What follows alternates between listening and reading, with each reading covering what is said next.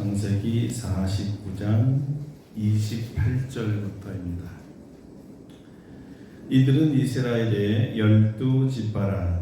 이와 같이 그들의 아버지가 그들에게 말하고 그들에게 축복하였으니 곧 그들 각 사람의 분량대로 축복하였더라. 그가 그들에게 명하여 이르되 내가 내 조상들에게로 돌아가리니 나를 햇사람 에브론의 밭에 있는 굴에 우리 선조와 함께 장사하라. 이 굴은 가나안 땅 마므레 앞 막벨라 밭에 있는 것이라. 아브라함이 햇사람 에브론에게서 밭과 함께 사서 그의 매장지를 삼았으므로 아브라함과 그의 아내 사라가 거기 장사되었고 이삭과 그의 아내 리브가도 거기 장사되었으며 나도레아를 그곳에 장사하였노라. 이 밭과 거기 있는 굴은 햇사람에게서 산 것이니라. 야곱이 아들에게 명하기를 마치고 그 발을 침상에 모으고 숨을 거두니 그의 백성에게로 돌아갔더라. 아멘. 할렐루야. 아멘. 오늘의 말씀으로 우리에게 은혜 주실 줄로 믿습니다. 아멘. 오늘은 축복의 제사장이라는 제목으로 말씀을 증거하려고 합니다. 여러분 명절 잘 지내셨죠? 예. 네, 가족들, 친지들도 잘 만나셨습니까? 예. 예, 그들과 대화할 때 친절하고 관대한 말을 하셨나요? 예. 아니면 불쾌한 말, 자존심 상하는 말을 하셨을까요? 아니요. 그 반응은 어땠나요? 우리나라 속담에 가는 말이 고와야 오는 말이 곱다, 이런 속담이 있지요.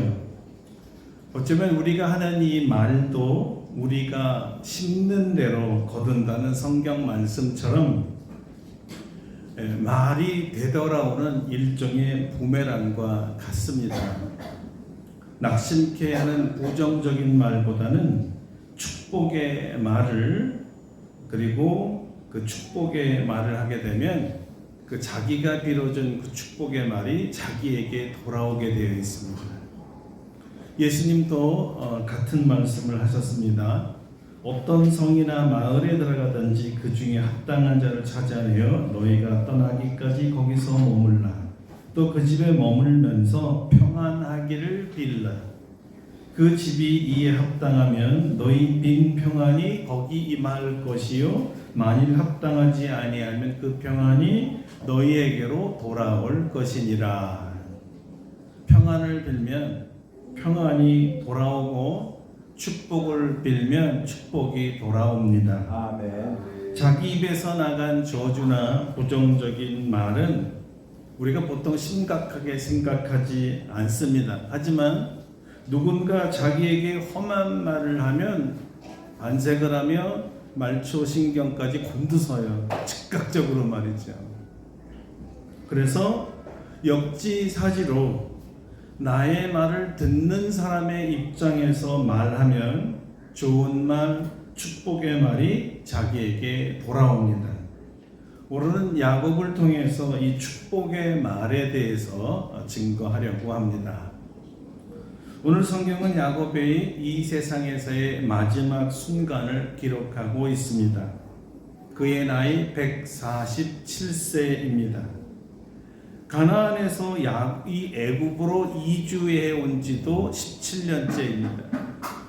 그토록 보고 싶고 죽은 줄만 알았기에 더 이상 만날 소망이 없었던 그 사랑하는 아들, 더욱이 자신이 그토록 사랑했던 라헬을 통해서 나왔던 최애의 아들을 자기 눈으로 보았습니다.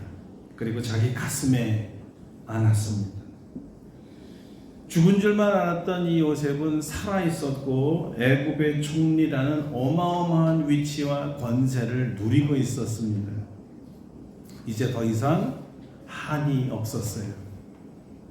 아마 예수님처럼 조금 다른 차원이긴 해도 야곱의 마지막 말은 다 이루었다, 이런 의미였을 것입니다. 왜냐하면 하나님께서 이 세상에서 자기를 보내고 명하신 그의 사명을 다 마쳤기 때문입니다. 이보다 더 행복한 사람이 있을까요? 물론 여러분의 상황이 야곱처럼 화려한 죽음이었다면, 아니 그렇다면 우리도 행복할 수 있었을 텐데 이렇게 말할 수도 있어요. 사람은 무엇 때문에 행복하다고 말하는 걸까요? 사명을 다 이루었느냐 이루지 못했느냐, 그것이 사실 관건입니다. 이런 맥락에서 이해하면 사도 바울이야말로 가장 행복하게 살았던 한 분 중에 한 사람이에요. 바울이 이렇게 말했거든요. 전쟁과 같이 내가 벌써 부어지고 나의 떠날 시각이 가까웠도다. 나는 선한 싸움을 싸우고 나의 달려갈 길을 마치고 믿음을 지켰으니 이제 후로는 나를 위하여 의의 면류관이 예비되었으므로 주 곧 의로우신 재판장이 그날에 내게 주실 것이며 내게만 아니라 주의 나타나심을 사모하는 모든 자에게도니라. 우리 설교, 오늘 우리 주제에 맞춰서 이 말을 풀어보면 아마 이렇게 말씀하셨을 것 같습니다. 나는 선한 싸움을 싸우고 나의 갈 길을 다 마치고 믿음을 지켰으니 나는 행복한 사람이로다. 나는 행복한 사람이로다. 감옥에서 마지막 한 말인데 행복한 사람이었습니다. 그렇다면 하나님께서 야곱에게 준 사명은 무엇이었을까요? 그리고 동시에 여러분은 나에게 주신 사명은 무엇인가를 생각하셔야만 합니다. 그 누구도, 그러니까 여기 계신 분 중 단 한 사람도 예외 없이 하나님이 선택하셨고 부르셨고 자녀가 되었죠. 하나님의 자녀가 된 그 사람에게는 그 사람에게만 꼭 맞는 사명을 하나님께서 주셨습니다. 왜 내 사명을 아는 게 이렇게 중요할까요? 내 사명을 죽기 전에 다 이루어야 내가 행복하기 때문입니다. 하나님께서 여러분에게 주신 사명을 죽기 전까지 다 이루시기를 축원합니다. 자, 다시 이제 야곱의 사명을 묻겠습니다. 야곱의 사명이 무엇입니까? 무슨 사명에게 이 사명을 다 마쳤다고 했을까요? 바로 야곱의 사명은 축복의 사명이었습니다. 축복의 사명. 야곱은 하나님으로부터 축복의 제사장으로 부름받았습니다. 그의 사명은 축복하는 일이었습니다. 물론 이 축복권을 차지하려고 형님도 속이고 아버지도 속였지만 사실 그렇게 속이지 않았어도 하나님께서 야곱에게 이 사명을 감당하도록 하셨을 것입니다. 다만 그의 이름처럼 성품이 남의 발꿈치를 붙잡아서라도 내 것으로 만들려는 성품이 없기 때문에 헛고생을 한 것뿐이었어요. 그러고 보면 여기서 우리는 아주 귀한 교훈을 하나 얻게 됩니다.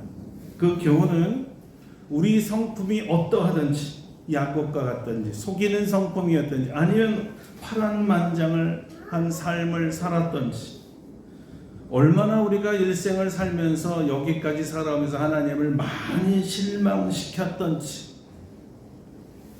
이런 거와 관계없이 하나님께서는 하나님이 주신 사명을 다 이루도록 우리를 세우시고 끝까지 사용한다는 사실입니다. 아멘.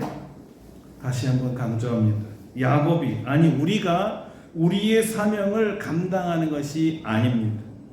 하나님께서 우리가 사명을 감당하도록 역사하신다는 말입니다. 이런 의미에서 하나님의 자녀로 선택받았다는 것과 그리고 나의 성품과 기질과 상관없이 하나님의 사명을 받았다는 것은 축복입니다. 우리가 복받은 거예요. 다만 우리는 하나님의 뜻과 계획을 이룰 도구라는 이 사실을 잊어서는 안 됩니다. 다른 말로 하면 우리는 하나님의 복이 하나님의 뜻 가운데 내려지도록 전달하는 축복의 통로임을 명심해야 합니다. 야곱은 축복의 통로가 되는 사명을 받은 거예요. 축복을 비는 사명이었습니다. 그의 축복에 따라 하나님께서 복을 내려주셨습니다.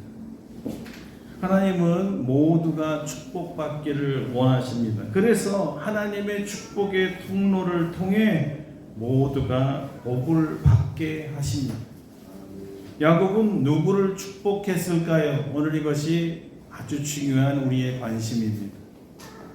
창세기 중심으로 더더구나 오늘 야곱 중심으로 한번 살펴보려고 합니다. 먼저 오늘 본문에 의하면 야곱이 자기의 삶을 마감하면서 자기가 낳은 12 아들들을 소집했습니다. 성경은 이렇게 말합니다. 야곱이 그 아들들을 불러 이르되 너희는 모이라. 너희가 후일에 당할 일을 내가 너희에게 이르리라. 너희는 모여 들으라. 야곱의 아들들아 너희 아버지 이스라엘에게 들을지어다.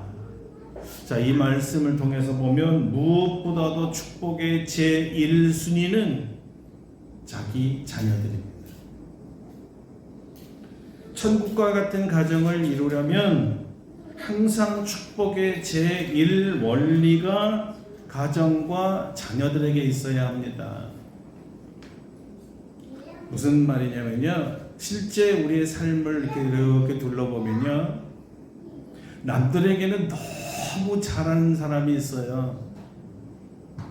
가족 이외의 사람들에게는 오히려 천사같이 잘하고 자선도 잘하는데 유독 자기 가족에게 인색한 분들이 있습니다.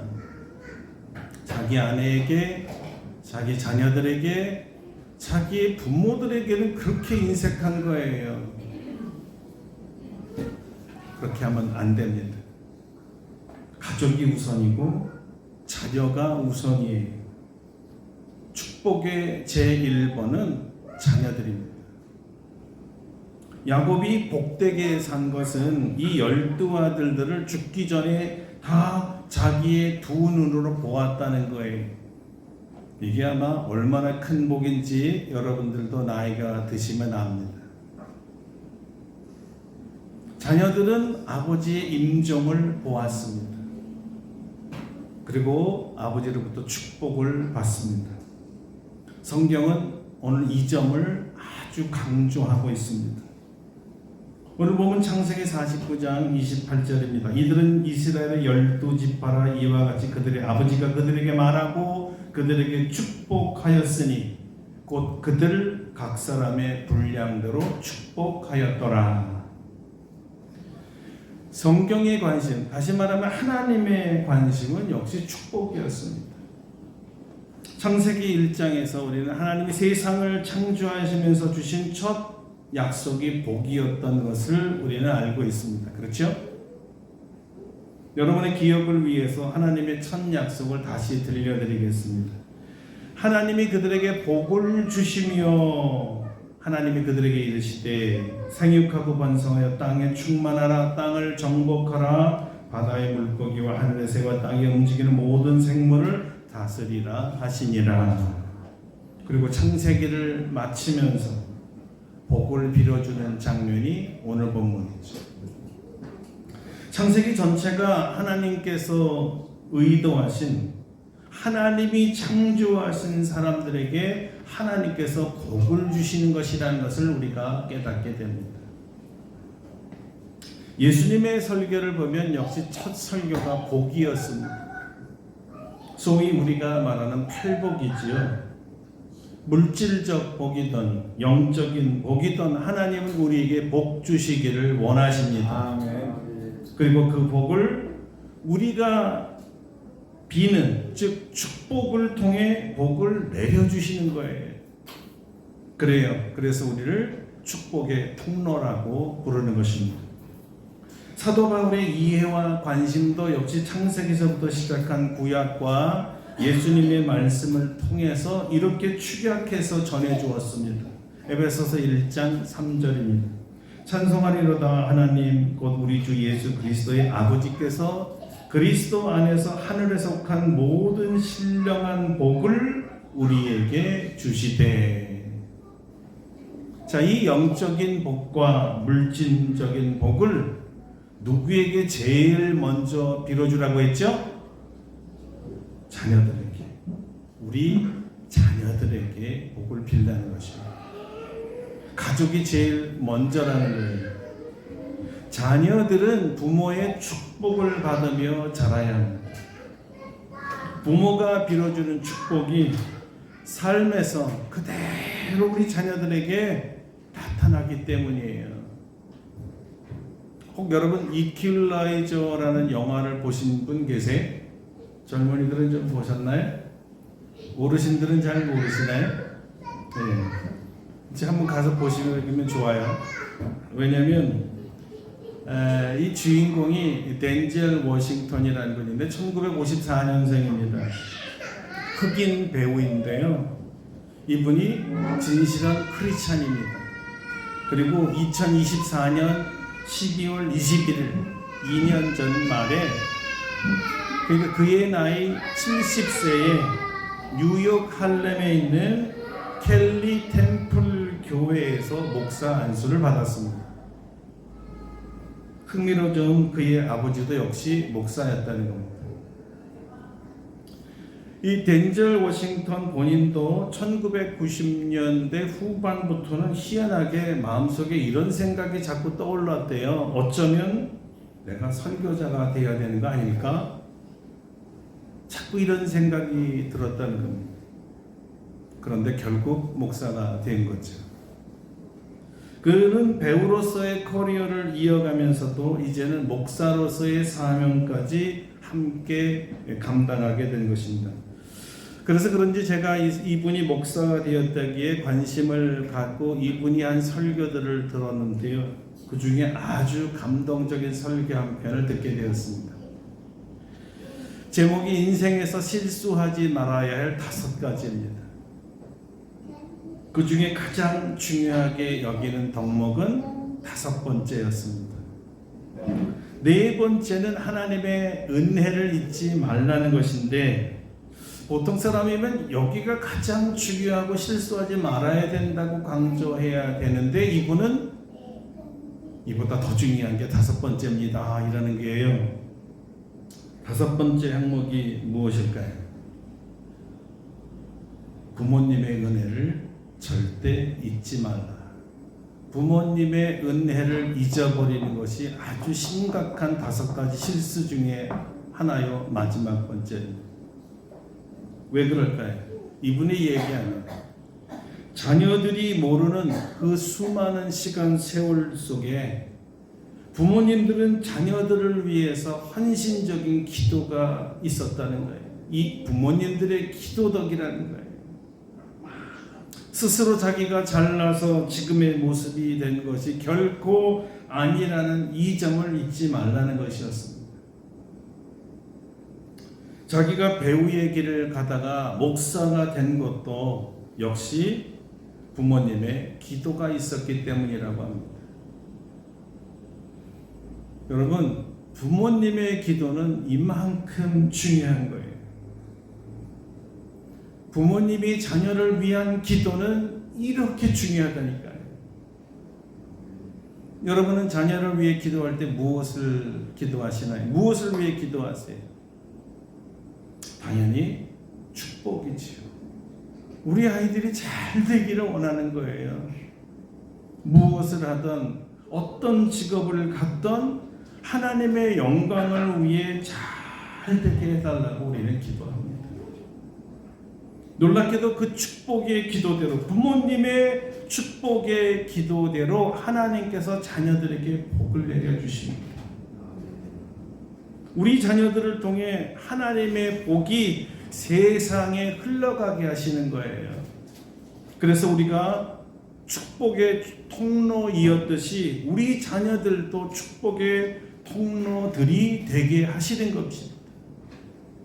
그러므로 자녀를 축복하시기를 바랍니다. 아멘. 그들도 우리처럼 축복의 통로들이 될 줄로 믿습니다. 아멘. 그들도 우리를 본받아서 그들의 자녀들을 축복할 줄로 믿습니다. 그의 축복대로 자녀들이 잘 될 줄로 믿습니다. 아멘. 자, 2번째 축복의 대상이 있죠. 다시 말해서 축복의 제사장으로서의 누구를 축복할 것인가에 대한 답, 두 번째 답은 지도자를 위한 축복입니다. 정말 놀라운 것은요, 야곱이 이 애굽의 바로 앞에 섰을 때 그의 나이가 130세였습니다. 사회적 신분으로 보면 야곱은 히브리 목동 출신이잖아요. 일평생 양만 돌봤단 말이에요. 히브리인이라는 말은 떠돌이란 말이거든요. 정처 없이 나라도 없고 국토도 없고 주권도 없고 국민도 없고 아무것도 없는, 그래서 이 사람들을 유목민의 부족한 족장으로 보는 거예요. 나라가 아니란 말이에요. 야곱 자신의 말대로 하면 이런 자였습니다. 야곱이 바로에게 이르되 내 나그네 길의 세월이 130년이니이다. 내 나이가 얼마 못되니 우리 조상의 나그네 길의 연조에 미치지 못하나 험악한 세월을 보내었나이다. 그는 130년을 아주 험악하게 살았다고 했어요. 반면 바로는 어떻습니까? 당시 천하를 다스리던, 그 당시 가장 큰 권력을 가졌던 왕이었죠. 모든 것을 다 가지고 있었습니다. 나라도 가지고 있었고 국토도 가지고 있었고 국민도 많았고 권세도 최고였고 부귀도 명예도 지식도 모든 걸 다 갖고 있는 자였잖아요. 그런데 자기하고 비교할 수도 없는, 비교하면 안 되는 이 떠돌이 야곱이 늙은이가 와서 130세의 할아버지가 와서 자기를 축복한다. 여러분, 이게 상식적으로 이해가 갈까요? 여러분이라면, 여러분이 바로라면 야곱에게 축복을 받겠습니까? 난 아무것도 부족할 것이 없어서 내가 너를 축복해야 되는 거 아니야? 근데 지금 누가 누구를 축복하겠다는 거야? 이런 모습이 상상이 됩니까? 그런데요, 성경은 야곱이 바로를 축복했다고 기록하고 있습니다. 야곱이 바로를 축복했어요. 여러분, 성경을 들어보세요. 요셉이 자기 아버지 야곱을 인도하여 바로 앞에 서게 하니 야곱이 바로에게 축복하매, 분명히 성경은 야곱이 바로를 축복했다고 기록하고 있습니다. 예, 여러분, 하나님은 야곱을 축복의 제사장으로 세웠습니다. 여러분, 이게 무슨 의미인지 아세요? 축복의 대상에는요 예외가 없다는 말이에요. 설상 이 축복을 받는 대상이 왕일지라도, 아니 황제일지라도, 그 누구라도 영적 권세는 축복의 제사장 안에 있는 거예요. 여러분, 우리에게 주신 이 축복권이라는 게 이렇게 놀라운 은사예요. 우리가 지도자를 축복하는 사람이란 말이에요. 영적으로는 정치적 왕과 비교할 수가 없죠. 멜기세덱이 아브라함을 축복하듯이 영적 권세가 큰 사람이 작은 사람, 또는 영적 권세가 아예 없는 사람을 축복하는 거예요. 우리의 영적 권세가 세상의 지도자보다 큰 것을 믿으시기를 바랍니다. 아멘. 여러분의 영적 권세는 왕보다 큰 것을 믿으시기를 바라요. 여러분의 영적 권세가 현재의 대통령보다 더 크다라는 것을 믿으시기를 바랍니다. 아멘. 무슨 말이냐면 여러분이 축복할 권세가 있다는 뜻입니다. 이 사실을 가장 잘 믿고 잘 활용한 사람이 있다면 사도 베드로를 들 수 있습니다. 베드로가 그의 서신에서 이렇게 말했습니다. 너희도 산돌같이 신령한 집으로 세워지고 예수 그리스도로 말미암아 하나님이 기쁘게 받으실 신령한 제사를 드릴 거룩한 제사장이 될지라. 아멘. 거룩한 제사장이 될지어다. 할렐루야. 그리고 또 이렇게 말하고 있습니다. 너희는 택하신 족속이요, 왕 같은 제사장들이요, 거룩한 나라요, 그의 소유된 백성이니 이는 너희를 어두운 데서 불러내어 그의 기이한 빛에 들어가게 하신 이에 아름다운 덕을 선포하게 하려 하심이라. 아멘. 할렐루야. 아멘. 그냥 제사장이 아니라 왕 같은 제사장의 영적 권세는 왕보다 높아요. 여러분, 우리가 나이가 우리보다 많은 분이거나 또는 신앙의 연륜과 연조가 높은 분이거나 심지어 세상의 지위가 아무리 우리보다 높을지라도요, 영적으로는 어린아이일 수 있습니다. 직분이 목사, 장로, 권사일지라도 영적으로는 어린아이들이 있어요. 슬프게도 말이죠. 그러니 불신자들은 말할 것도 없는 겁니다. 자, 여러분, 축복의 이 기도의 우선순위가 다 똑같지 않습니다. 우리가 기도해야 할, 그리고 축복해 주어야 하나님의 뜻대로 정치하고 통치할 수 있는 대통령이야말로 우리의 기도 대상 우선순위 두 번째입니다. 첫 번째는 누구라 그랬죠? 첫 번째 기도 대상은 누구라 그랬어요? 자녀라 그랬죠? 우리 자녀들 다 잊어버리셨어요? 두 번째가 누구죠? 지금 통치자, 지도자, 대통령, 왕입니다.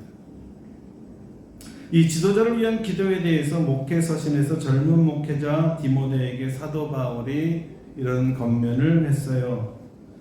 그러므로 내가 첫째로 권하노니 모든 사람을 위하여 간구와 기도와 도구와 감사를 하되 임금들과 높은 지위에 있는 사람들을 위하여 하라. 할렐루야. 왜 대통령과 지도자들을 위해 기도해야 할까요?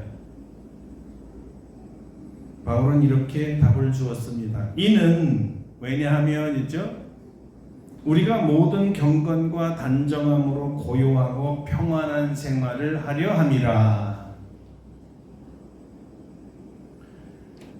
지도자가 바로 통치하지 않으면 우리의 경건 생활이 아주 어려워집니다. 교회를 핍박하고 박해하는 자로 바뀌어 있기 때문이죠.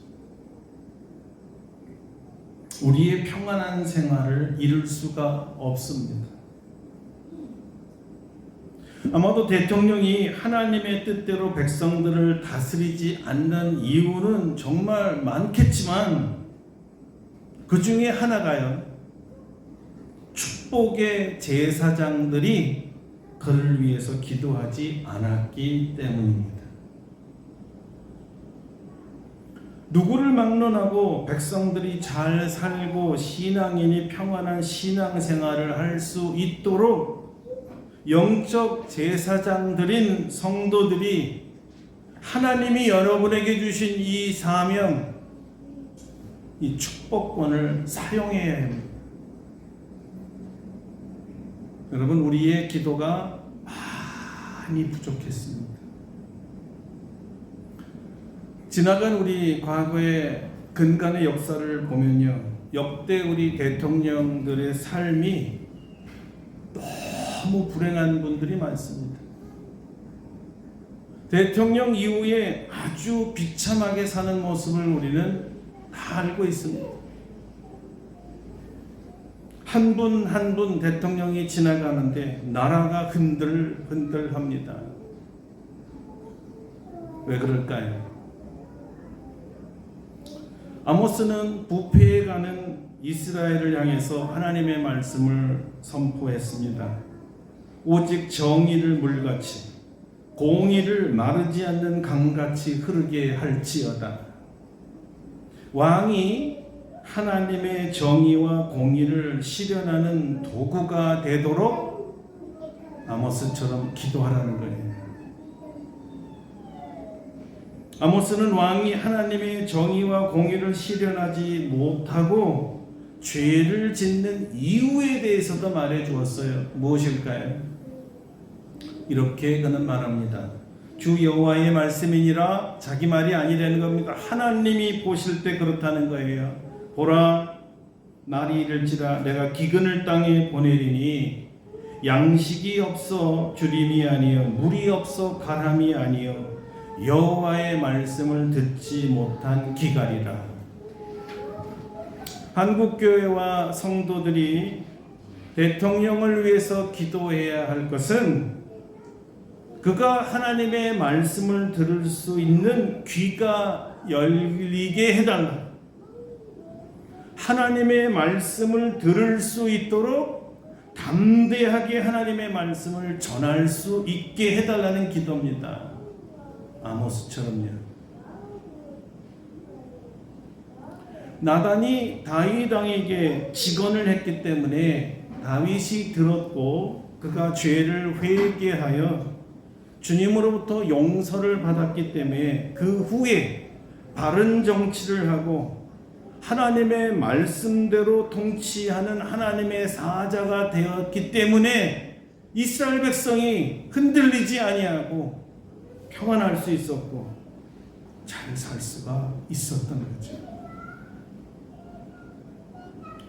지도자가 하나님의 뜻대로 살아야 백성이 복을 받는 거예요. 그것이 진정한 축복이죠. 하나님의 말씀을 들을 수 있는 귀가 있다면 이보다 더 큰 축복이 어디 있겠습니까? 축복의 제사장들이 축복할 수 있는 최고의 축복도 하나님의 말씀을 들을 수 있는 귀가 있게 해달라는 이 기도 아니겠습니까? 하나님의 말씀이야말로 생명이니까 말이죠. 자, 당연히 더 많은 축복과 축복의 대상자들이 있습니다. 무슨 얘기냐? 자녀나 대통령 이외에도 우리는 축복의 제사장이기 때문에 축복을 해야죠.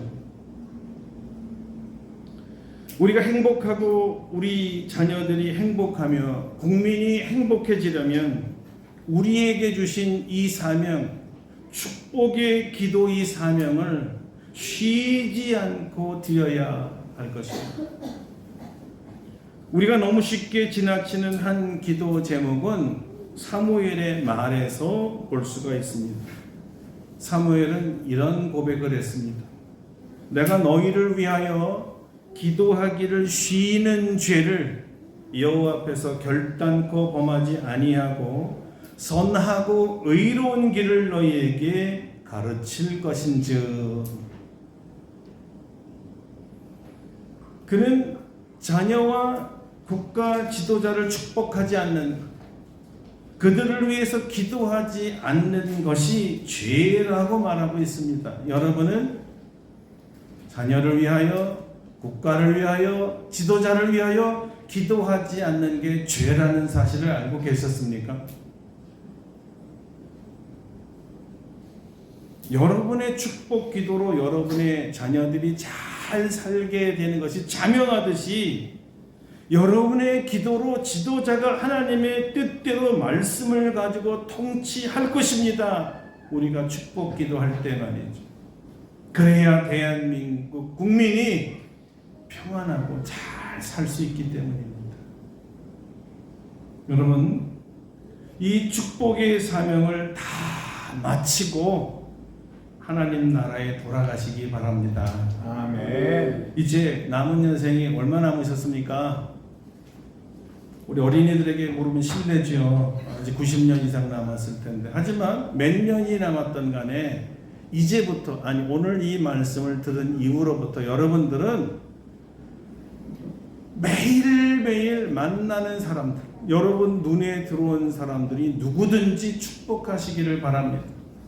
남은 인생은 축복만 하시며 사시기를 바랍니다. 아멘. 이래서 저쩌고 어래서 저쩌고 이래서는 안 되고 이런 불평, 불만, 비판, 허망한 이런 말 하지 마시고 보는 사람들마다 축복해 주세요. 여러분의 자녀건 이웃이건 부모건 대통령이건 그 아이는 공무원이건 길에 가는 누구든 축복, 만나는 모든 사람을 축복의 인사를 하세요. 샬롬.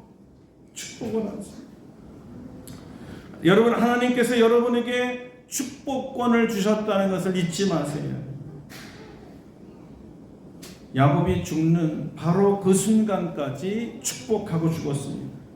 그는 축복하고 눈을 감았어요. 얼마나 복된 사람이에요. 여러분들도 죽는 그 순간까지 입에서 나오는 이 말은 전부 축복이기를 축원합니다. 축복의 제사장으로서 여러분 눈 감을 때 자녀들 앞에 나는 하나님께서 내게 주신 이 축복의 제사장의 사명을 다 이루고 간다. 나는 행복하게 살았다. 나는 행복한 사람이야. 이런 고백을 꼭 하시고 하나님께 돌아가시기를 바랍니다. 아멘. 아멘. 기도하겠습니다.